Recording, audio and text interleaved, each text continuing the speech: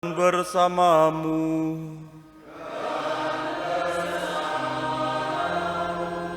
Inilah Injil suci menurut Lukas.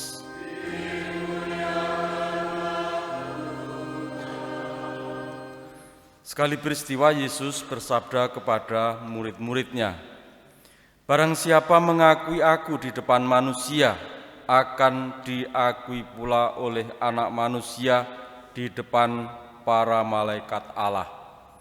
Tetapi barang siapa menyangkal aku di depan manusia, ia akan disangkal pula di depan para malaikat Allah. Setiap orang yang mengatakan sesuatu melawan Anak Manusia, ia akan diampuni, tetapi barang siapa menghujat Roh Kudus, tidak akan diampuni. Apabila kalian dihadapkan kepada majelis atau pemerintah atau penguasa, janganlah kalian khawatir bagaimana dan apa yang harus kalian katakan untuk membela dirimu, sebab pada saat itu juga Roh Kudus akan mengajarkan kepadamu apa yang harus kalian katakan." Demikianlah sabda Tuhan.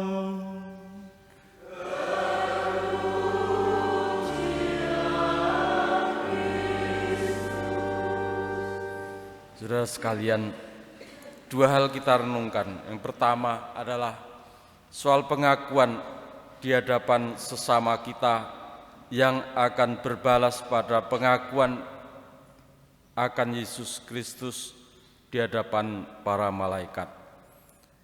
Kata-kata pengakuan tentu saja bukan hanya soal kata, tetapi menyangkut seluruh kehidupan.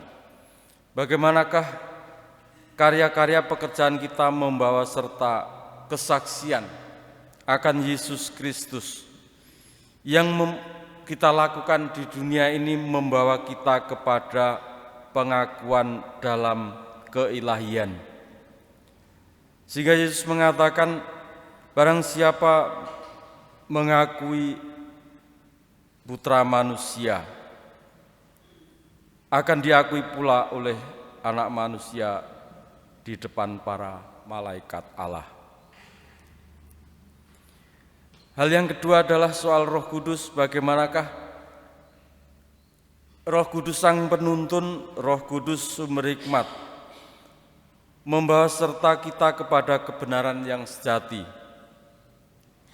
Gerak karya yang Dia curahkan dalam hati, dalam budi kita mendengarnya, kita mengikutinya. Sehingga dengan demikian, gambaran yang dinyatakan Paulus, Kristus sebagai kepala dan umat manusia sebagai tubuhnya, bisa dan mampu untuk mengikuti Sang Kristus sebagai kepala. Kekuatan dari Roh Kudus yang menjadi daya ilahi yang memampukan kita untuk mengikuti jalan kehendak dan pikiran Yesus Kristus. Oleh sebab itu pula dikatakan, pada saat itu juga kamu, Roh Kudus akan mengajarkan kepadamu apa yang harus kalian katakan.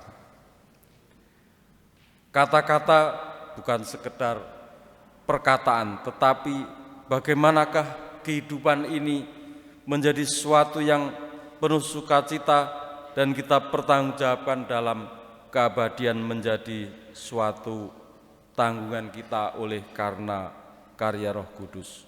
Kita bersyukur, memuji, muliakan Tuhan. Oleh karena karunia Roh Kudus, kita semua dimampukan untuk mengikuti Sang Kristus, Sang Kepala kita.